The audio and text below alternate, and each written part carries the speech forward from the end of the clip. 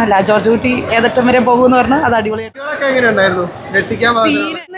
ഫൈനലായി twist വന്നപ്പോൾ ഞാൻ അടിപൊളിയാ കണ്ടിരിക്കാൻ ഇഷ്ടപ്പെട്ട്.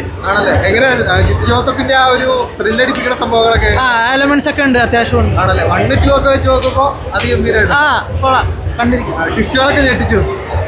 അത്യാവശ്യം ഉണ്ട്, എല്ലാവരും കയറി കാണണം. സൂപ്പർ പടം. അടിപൊളിയായിട്ട് വരും. എന്തോ ഞെട്ടിച്ചു അടിപൊളി. സൂപ്പർ അല്ലേ? സൂപ്പർ, ഒന്നും പറയാനല്ല. ജോർജ് കുട്ടി ഏതറ്റം വരെ പോകുമെന്ന് പറഞ്ഞു. അത് അടിപൊളിയായിട്ട് നടന്നു. സെയിം, എനിക്ക് ദൃശ്യം 2 സെയിം തന്നെ ഫീൽ ചെയ്തേ. ആ സെയിം ലാലേട്ടനെ തന്നെ അയ്യോ പറയാതിരിക്കാൻ പറ്റില്ല.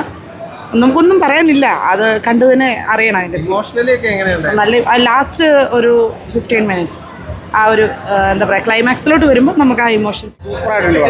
നല്ല ക്ലാസ് മൂവിയാണ്. നല്ല ട്വിസ്റ്റൊക്കെ നല്ല പെർഫെക്റ്റ് ട്വിസ്റ്റാണ്. Climax super. അതെ മോഹൻലാൽ എസ്പെഷ്യലി അടിപൊളി അഭിനയമാണ്. സൂപ്പർ അഭിനയമാണ്, രക്ഷയില്ല. അടിപൊളി മോഹൻലാൽ, അടിപൊളി. കുറച്ച് നാൾക്ക് ശേഷം നല്ല സിനിമ. സീനുണ്ട്.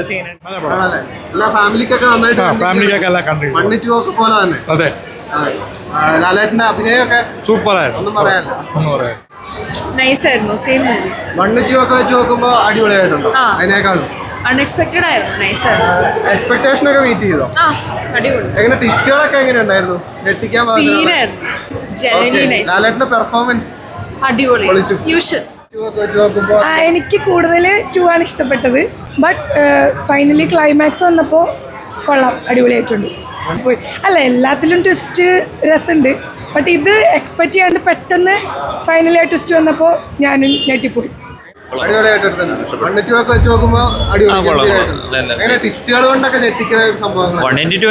എന്നാലും ക്ലൈമാക്സ്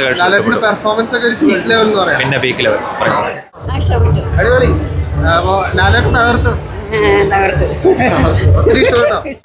അടിപൊളി.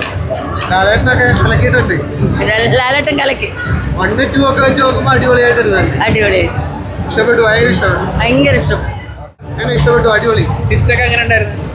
ലാലേട്ടന്റെ പെർഫോമൻസ് ഇപ്പോൾ 1, 2, 3 ഒക്കെ എന്തായാലും ലാലേട്ടനെ നമുക്ക് അങ്ങനെ പറയാൻ പറ്റില്ല. ലാലേട്ടൻ്റെ അടിപൊളിയല്ലേ.